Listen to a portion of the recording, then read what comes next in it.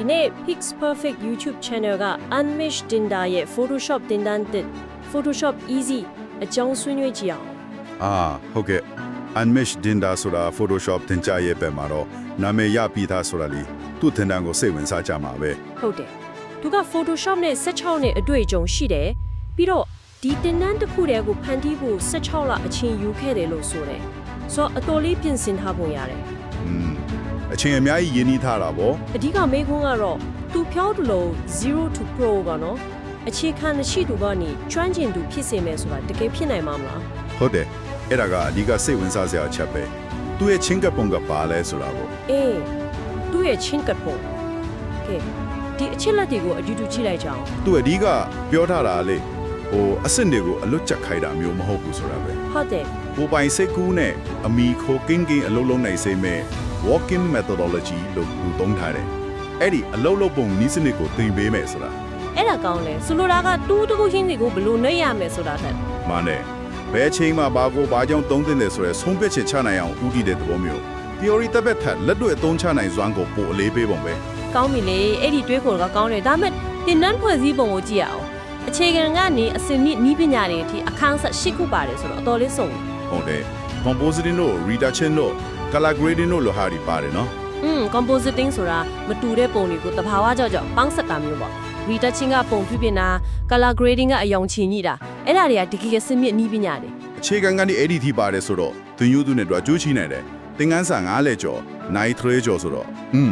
အဲ့ဒါတွေပါတော့လိလာရတာပုံမြန်တာပေါ့လက်တွေလိုက်လို့ဖို့လွယ်တယ်ပြီးတော့ဗီဒီယိုတွေက 4K အရေးသွေးဆိုတော့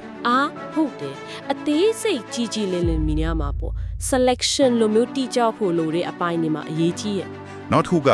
တတတာကြီးရှုခစ် lifetime access ဒါလည်းကောင်းတယ်ကိုယ့်အချိန်နဲ့ကိုလေ့လာလို့ရတာပေါ့ live chat အကူအညီပါရရောအင်္ဂလိပ်စာတိုင်းထိုးပါလာရောကောင်းပါတယ်တခြားဘာသာစကားတွေလည်းထပ်ထည့်မယ်လို့တော့ဆိုထားတယ် အဲ့ဒါတွေကတင်ယူမှုကိုအထောက်အကူပြုတယ်ဒါပေမဲ့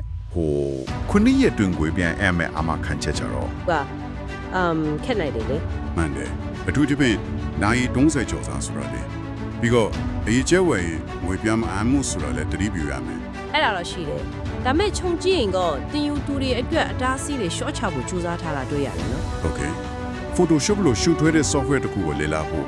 ဒီလိုအထောက်ပံ့တွေကအရေးကြီးတာပေါ့ သူကတော့တင်နန်းကအခုမှစသုံးမဲ့ beginner တွေရောကျွမ်းကျင်ပြီးသား pro တွေရောအားလုံးအသက်အရွယ်တွေလို့ဆိုတယ် အဲ့ဒါကတော့နည်းနည်းဖြစ်နေပါမလားစဉ်းစားစရာပဲအစဉ်အားလုံးကိုတင်နန်းတစ်ခုတည်းနဲ့ကျင့်တဲ့တောင်လုပ်ပေးဖို့ပဲလေ ဟုတ်တယ်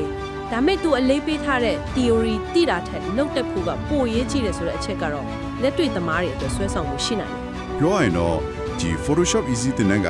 Photoshop ကိုစနစ်တကျလက်တွေ့ကျကျလေ့လာခြင်းတွေအတွက်တော့စုံလင်တဲ့ package တစ်ခုအနေနဲ့တင်ပြထားပုံရတယ် နာမည်ရဆရာတယောက်စီကတင်ရမယ်တင်ကြားနည်းစနစ်ကလက်တွေ့ကြမယ် resources တွေစုံမယ်ဆိုတဲ့အချက်တွေပေါ့ ဟုတ်တယ်ဒီနေရာထဲမှာအားလုံးရနိုင်တဲ့ဖြည့်ရှင်းချက်တစ်ခုဖြစ်ဖွင့်ဖို့ထားတာသူ့ရဲ့နာမည်သူ့ရဲ့ teaching style ဒီ resources တွေအားလုံးပေါင်းပြီးတော့ ကောင်းပါပြီဒါဆိုနောက်ဆုံးအနေနဲ့စဉ်းစားစရာလေးတခုထားခဲ့ခြင်းနဲ့သူကပြောထားတယ်ဒီတင်နန်းကနေရတဲ့အချက်လက်တွေကိုထူးချွန်တဲ့ရလက်တွေအဖြစ်ပြောင်းလဲတတမမိနေစီမယ်တဲ့ အမခံချက်ကတော့တော်တော်ကြီးတယ်နော် ဟုတ်တယ်ဆိုတော့လေတကယ်ပဲဒီလို online သင်တန်းတစ်ခုတည်းကနေလူတိုင်းအတွက်သူတို့ရဲ့မတူညီတဲ့အခြေခံသင်ယူမှုပုံစံအချိန်ပေးနိုင်မှုတွေအကုန်လုံးကိုထည့်မတွက်ပင်နဲ့ဒီလောက်ခိုင်မာတဲ့ရေရှည်ကျွမ်းကျင်မှုကိုအမခံချက်ပေးနိုင်မှာမလားဆိုတာကတော့ စပီစန်စားစရာစူးစမ်းစရာချက်တစ်ခုပါလေ ဟုတ်ပါပဲအဲ့ဒီအချက်လေးကိုဆက်လက်ဆင်ခြင်ကြည့်ဖို့ထားခဲ့ရင်ဒီဆွေးနွေးမှုကိုအဆုံးသတ်လိုက်ရအောင်